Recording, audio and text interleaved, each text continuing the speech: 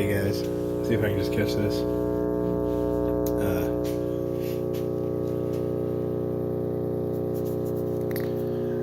Adding two 5 in series here, so 2.5 microfarads now with the 10-inch, and it's resonating a very nice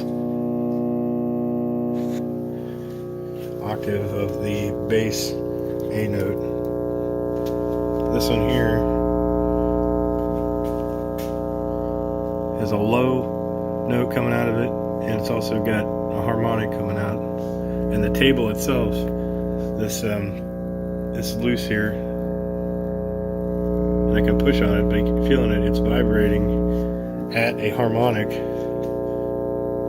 at a major third, it sounds like, from this low note here.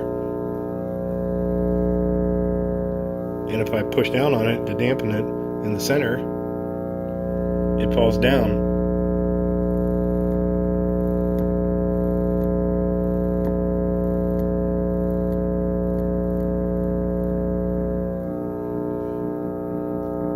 And that's just the table you're hearing modulating because it's vibrating.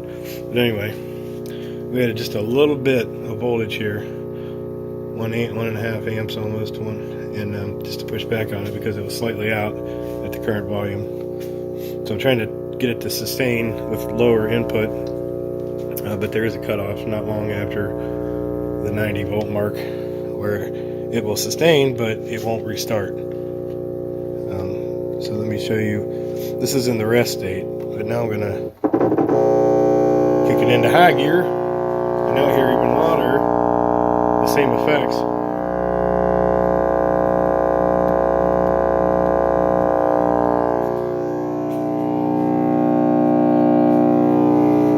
And our voltage, 223 volts, that's across this capacitor. There's nothing else shorting it. The coil, there's no speaker on this one. The 10-inch is hooked on the back of the 2 diodes, where I've been experimenting with different dampening, either resistors or just different types of capacitors and whatnot. But the coil works really well here, and it allows that to vibrate. And what you can't hear, I'm going to show you now. Now you can hear me talk by unhooking that. And give it a little block just so you can hear this. So let me start over. So this is just this one. Okay.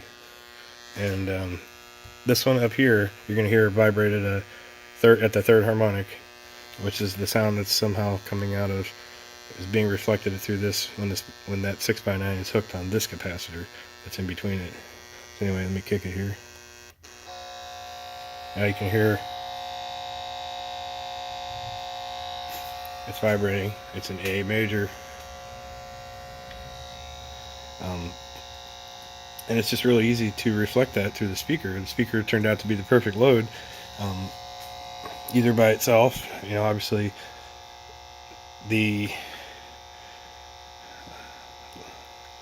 perhaps the lower the impedance, or at least the allowance of current to flow through there through whatever combination you have connected, has more of a direct effect on the gain that the mag amp can output. So it will increase the amount of current that's able to flow through there by putting the coil on there, and we do get much stronger output. But you won't be able to hear me talk if that's the case.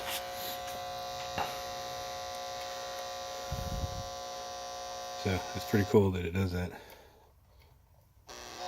See, when we're in low mode, I'll call it, we're only reading 80 volts AC across that capacitor. But as soon as I kick it in, watch what happens. Comes to 137. Obviously it was higher when the speaker was hooked up, as was what I was talking about. I can rectify up here and get upwards of 400 volts. I've seen and it sustains very well. Continuously arc it over and over again without issue. The meter jumps right back to 400 almost instantly.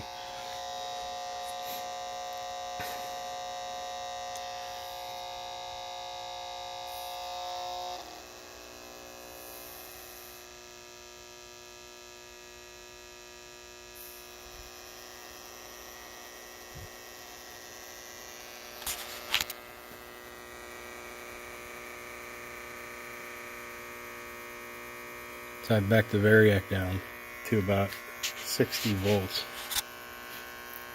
and you see it sustains, and it doesn't fluctuate as much. So there's a disturbance beat happening that's really throwing off the fluctuation, the reflection that's happening, and it almost seems like it's a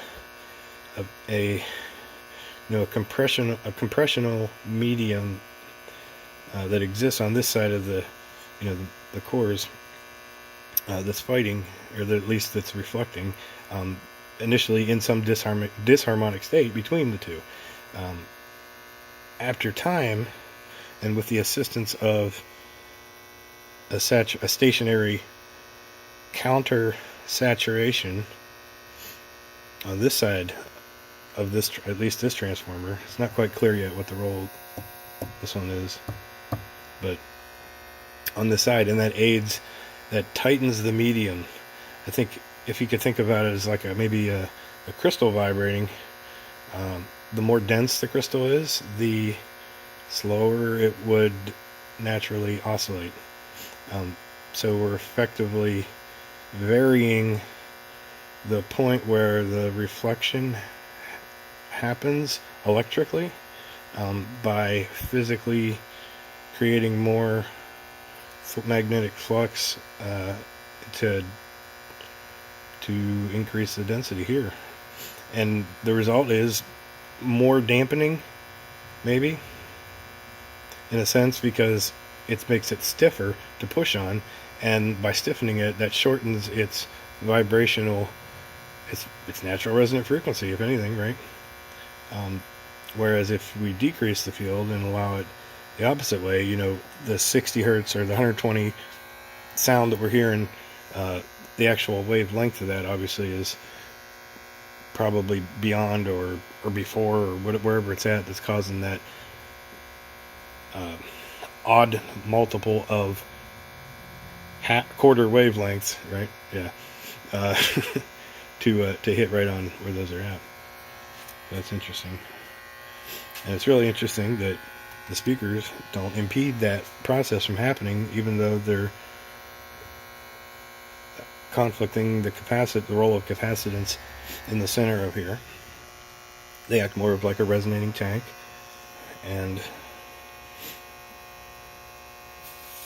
varying small amounts of DC voltage really help to tighten. It's almost like it reminds me of a compressor in how a musical signal could be mastered and compressed to trim a lot of the bad harmonic spikes, whatever would be occurring.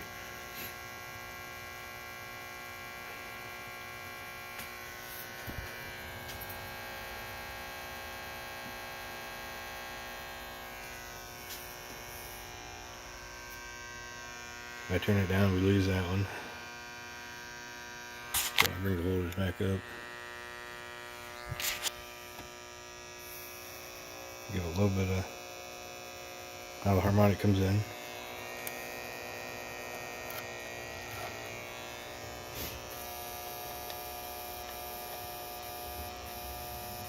Oops. Anyway. Pretty neat, huh?